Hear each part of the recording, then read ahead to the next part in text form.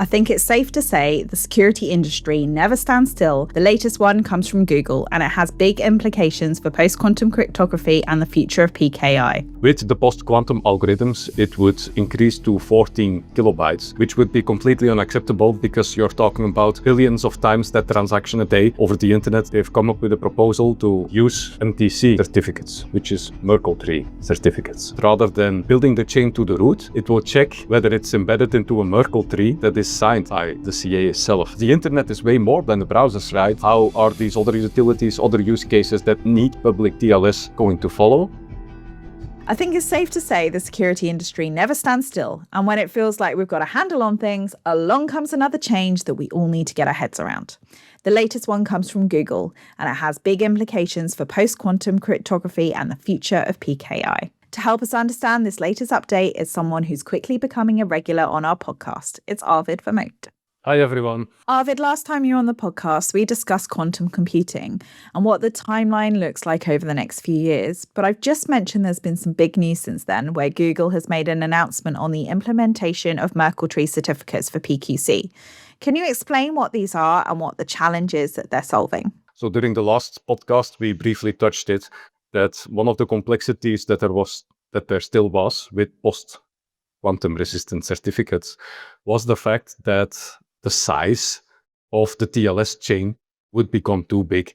So right now, whenever there is a TLS handshake, the part where the CA root certificate, the TLS certificate is exchanged, is like 1 kilobyte. With the post-quantum algorithms, it would increase to 14 kilobytes, which would be completely unacceptable because you're talking about billions of times that transaction a day over the internet. The impact to internet infrastructure, CDNs, and so forth would be immense and too much to carry. So based on that, smart people at Google, Cloudflare, and others have been pondering, and basically they've come up with a proposal to overhaul the way certificates are exchanged as part of the TLS handshake, not relying on the traditional chain building anymore, where in the exchange the whole chain from the leaf certificate to the root is embedded, but rather than that, use MTC certificates, which is Merkle Tree Certificates. Rather than building the chain to the root, it will check whether it's embedded into a Merkle tree that is signed by the CA itself. And doing it that way, it strongly reduces not only the size of the CA part and the certificate part on TLS handshake, but it also improves the performance and actually addresses the whole complexity of those big sizes that we had with post-quantum cryptographically resistant certificates. So does this mean that the TLS encryption process will be more secure for businesses and organizations?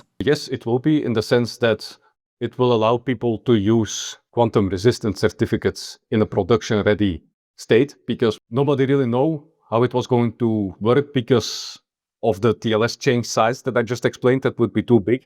Right now, we are seeing something practical that can be used. And furthermore, now we have a clear future vision of how it would look like in terms of TLS certificates. It wasn't there a few months ago. Google now set the tone, the approach for the full industry. Now everyone knows what to work towards, not only the browsers, but also the CAs and browser software vendors and web server vendors, because now all of these parties will need to come together, implement the specs, design how it will all be interfacing to make sure it can be operated by that time that TLS connections, or at least the authentication part, is prone to post-quantum attacks. So you talked about there how it's going to impact the CAs and the browsers, but what will it mean for the organizations who may be at the beginning of their post-quantum planning? So I think organizations should understand this new concept that was announced, the timelines that are there.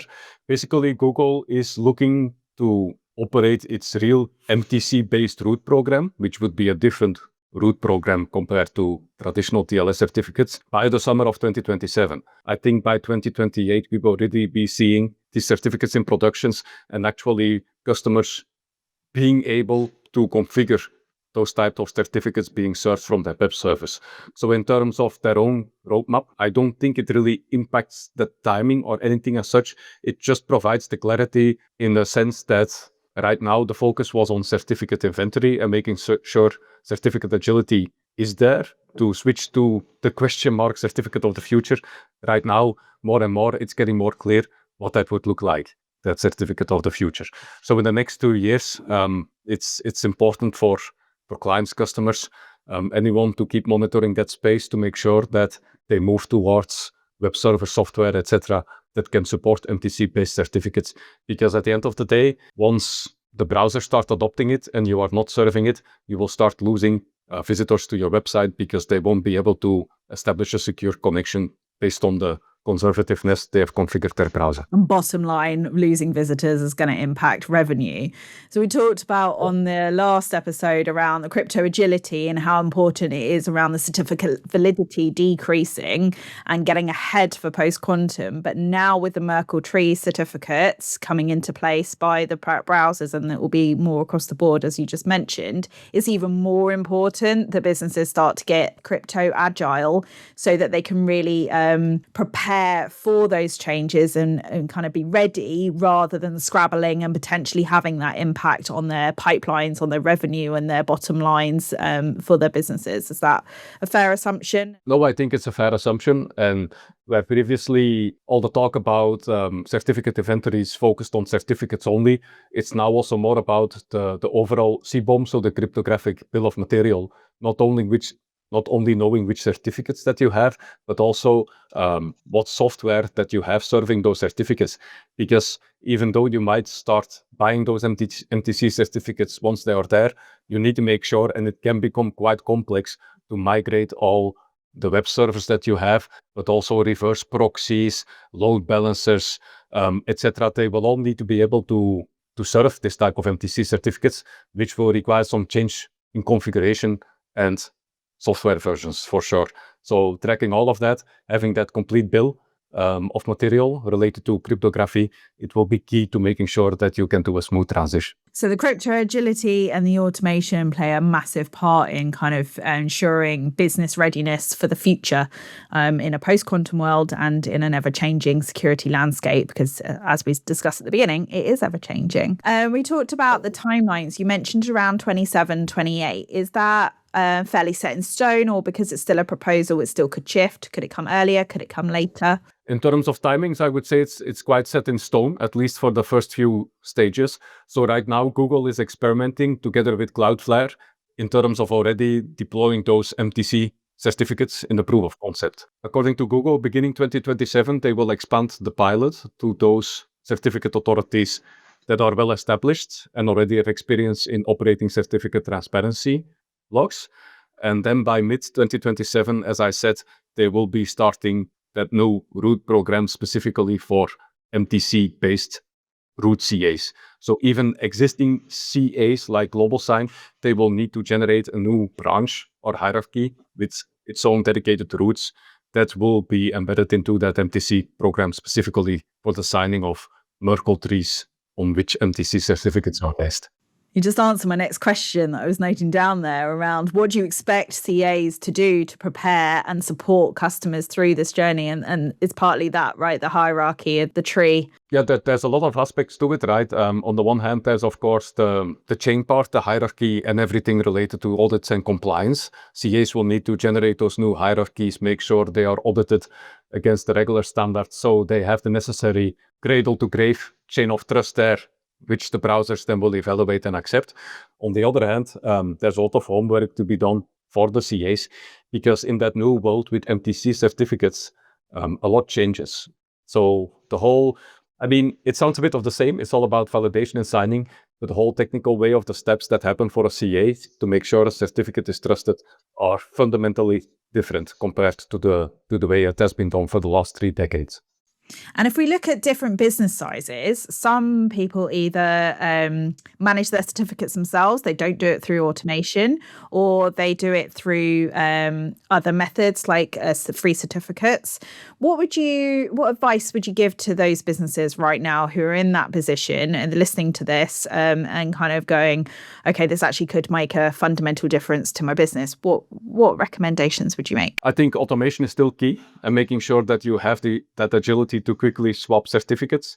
Basically, what Google is saying in its proposal is that for their MTC root program, they will only be accepting CAs that are fully based on ACME. So basically, they're saying anything that is manual issuance is out of the picture, is out of the question. Everything MTC-based should be short-lived, meaning less than 10 days, and ACME only. So in terms of then the message to those customers, small or large, make sure that you automate, and if you can't do it yourself, make sure that you outsource it to a CA or another party that can provide the utilities and tools to make sure that you can replace certificates in time. Just going to take a brief moment to talk about our sponsors of this episode. With cyber attacks being all too common, having a secure password manager is crucial to protecting your online accounts. Keeper Security is the #1 rated password manager in the App Store and is trusted by millions of users and thousands of businesses. Our listeners can enjoy 50% off personal and family Keeper plans when you apply code TRUST50 at checkout. Don't get hacked, get Keeper. Are there any areas that you think businesses should be aware of that we haven't covered today so far around the announcement of Merkle Tree Certificates? Yeah, I would say there's still a lot of unknowns in the sense that this is very browser-driven, right? And that actually makes sense because that's the most critical area of PKI where the post-quantum breaking encryption algorithms will be there. However, the big question remains like, okay, we have the big browsers who will be able to adopt these changes because they have the capacity and the technical brains to make sure it's implemented. But what about lower operating system level tools like curl, wget, all these technical utilities that are there and which a lot of software is reliant upon and that are relying on a single open source developer or anything else to be maintained? How are these tools possibly going to catch up with MTC certificates, supporting them and making sure that anything that is not browser-based but still needs the internet can use those certificates as well? Because the internet is way more than the browsers, right? There's all these IoT exchanges, all these utilities that are non-browser based. Even though the browsers might achieve 2028, 2029, the big unknown or the big question is, how are these other utilities, other use cases that need public TLS going to follow? So that's the big question mark. How is that going to evolve? This announcement has come from Google, but it hasn't come directly from the CAB forum. I think this is something we've spoken about internally. Can we just clarify how the CAB forum is positioned within this, in case there is any confusion for the industry? In terms of the CAB forum itself, of course, the information related to the matter is exchanged. It's being discussed. And before Google announced their official plans to adopt MTC certificates, of course, the whole concept of it was already there for a longer time. And knowledge sharing, brainstorming discussions did happen in the past. What we will likely see now is, as in the next year, the standards will evolve. The way and the requirements for adoption will become clear. Based on that, the TLS baseline requirements, which is a document authored by the CAB forum, will be adopted to make sure that this new type of certificate and all the requirements around it, be it compliance, security, or infrastructure capacity, will then be captured within, so that CAs can be audited against it. The reports can be there then for the browsers and the community to establish whether a CA is actually capable of operating MTC certificates. So likely, CAB forum will be a bit proactive, watching it until they feel it's sufficiently mature to formulate that into specific requirements for MTC CAs and MTC certificates itself. I'm just very excited. It's a long time overdue for a good earthquake, I would say, in the TLS and PKI space. So it's there. So challenging time for all CAs, including myself. It's a new area. Lots of new technical things, technical questions, technical concepts. So really looking ahead. And obviously, if businesses don't have the knowledge or the power internally, look to a good CA to be able to support you and guide you through that process. Well, that is all we have time for today. Thank you for joining us again, Arvid. And to everyone listening, if you have a question that you would like to ask Arvid or a future guest to answer, get in touch. Thank you for tuning in. This has been Trust.ID Talk. Until next time.